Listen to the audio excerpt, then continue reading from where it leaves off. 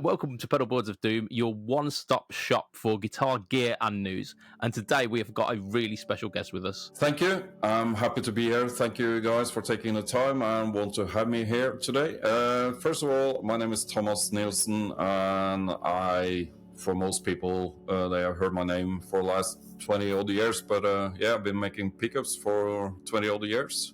You've got a company that makes pickups under your own name now, haven't you? Yeah, I have just relaunched myself as Thomas Nilsen Pickups. I created Cream Tea Pickups many years ago, and I left Cream Tea in 2022 to be independent and do what I love to do, and I continued just taking my name in moving onwards, and Thomas Nilsen Pickups is what we are relaunching right now. Yeah. You say that you got started around 20 years ago in the pickup business. Yeah, the reason for that is I worked as a guitar repairman and guitar tech in a guitar shop in Oslo, Norway, in the early 90s.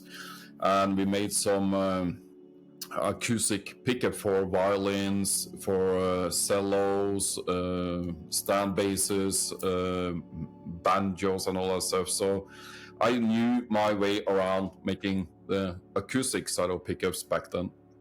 And in the late 90s and beginning of 2000, I bought myself some expensive custom shop guitars, and I was not happy with how they sounded. So I thought, I think I can do something better to make the guitar sound a bit better. I was just surprised how not well they sounded. It wasn't satisfied whatsoever for my ears, though. Yeah. And I took out my old guitar tools and got myself some wire and started winding some pickups. And I thought, this was really good.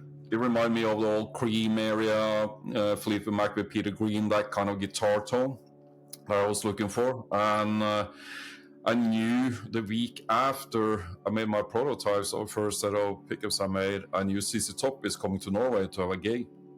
So I thought to myself it would be really good to ask them if they would test them out, try them, and give me some kind of feedback. Yeah. So I thought, you know what, let me go straight to the top and get proper feedback from the guys who actually know great guitar tone. So I reached out to CC Top's guitar tech, and he said, come down, invited me down. So I brought down a Les Paul. He tested them out first, and he couldn't believe what he was hearing. And he said, Billy, you really need to check this out. He really needs to have a go. So we went up to his dressing room, and Billy tried it out, and he said, I want 5 sets of this as soon as possible. And he couldn't believe the sound of them. So that was the starting point, basically. And that was in the early beginning of 2000. Were there any pickups that you've worked on or that you've designed that are really kind of out of the ordinary or really interesting? With my previous company, I worked with a lot of these artists. Basically, I was making all the pickups for these artists. Basically, so I was down with Craig Ross and Lenny Kravitz at a gig, and I made some pickups for Lenny Kravitz and Craig Ross. And they just use vintage guitars, vintage amps. They have old Gibson amps. They have old pedals. They have clone pedals. They thought they actually had really great sounding rig. Okay, of course they had it. After sound check with some Les Pauls with humbuckers I made, I met Craig Ross and Lenny Kravitz at the backstage area afterwards, and Lenny Kravitz came. I thought we had the best sounding gear, and I couldn't believe we could make it sound even better. I was reached out by Keith Richards' guitar tech. Billy Gibbons introduced me to the Stones, and I was down at the venue on the rehearsal a couple of days before the gig, and they approached me and said, we have been trying to get these people to make this pickup for us, and we haven't been able to do that. Are you up for it, Thomas? And I said, of course.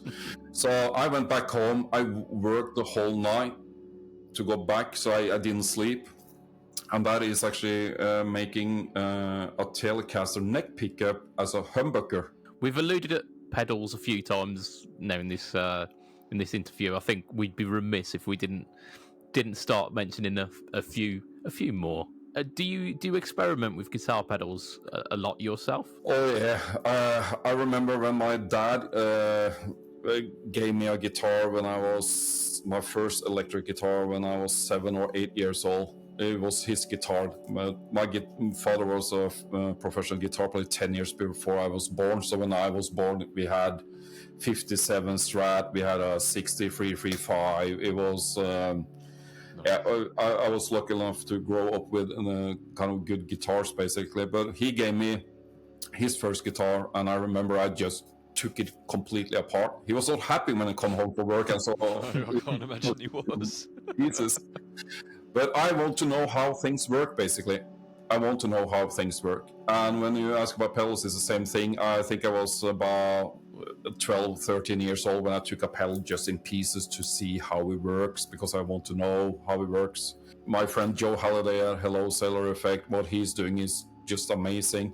I know you can get cheap pedals to work great, but that is, yeah, you can have a good one, but then if your friend buy another one, he will probably get a bad one because it doesn't get attention to build a nice pedal and voice really good with an analog build with the right capacitors, the right resistors, and you have a human being actually to make it instead of all these machines just making all this print board and solar points, and if you know what I mean. So to me, it's more about when you get a proper pedal, it's like a guitar, you know, it's a proper build and it's been built with passion from the guy who made them, and I think that is part of experience.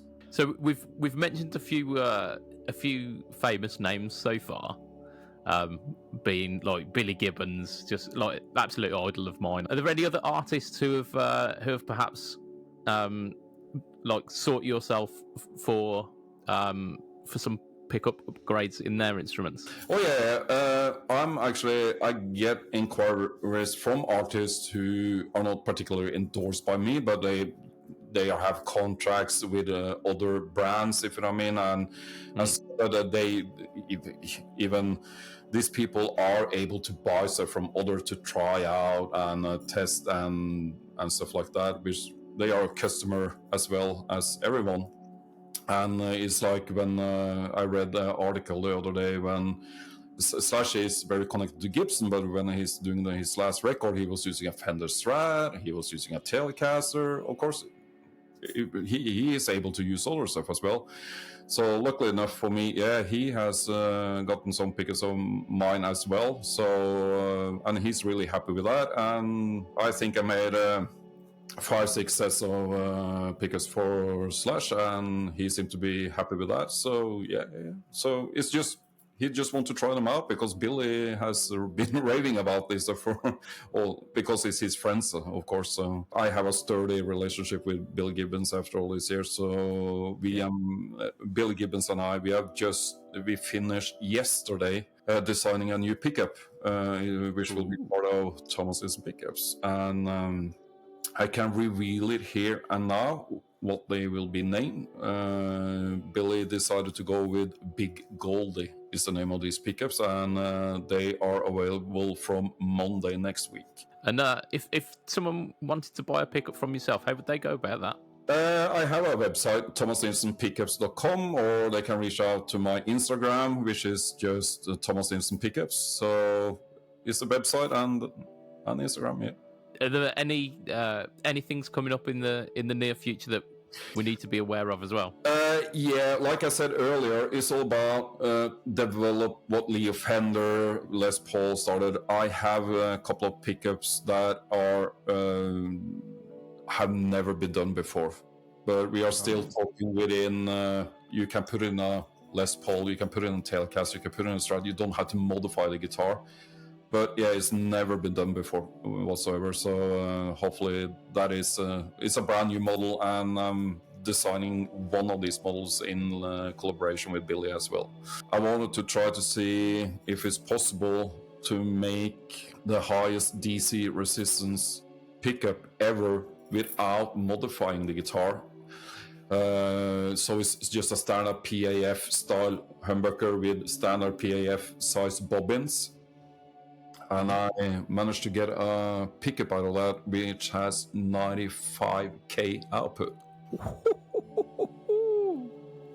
Because, Wow. like, to put it in context for those who are not particularly well versed in pickups, Okay. usually for PF it's about 8 or like around 7 or 8k, is it? Yeah, 7 or 8k. You have more. You have super distortion from DiMarzio who are close to Like 20k. 20s. Yeah. Yeah. And you have it was a guy, a YouTube influencer, who posted a video with what's supposed to be the hottest pickup in the world with 54k. That's the only thing I know of is the highest output so far. And to get a humbucker with 8.2k output, you have approximately like 4,500 turns with wire on each coil. This pickup, who has 95k, 21,600 turns of wire. How long did that take you to wind up?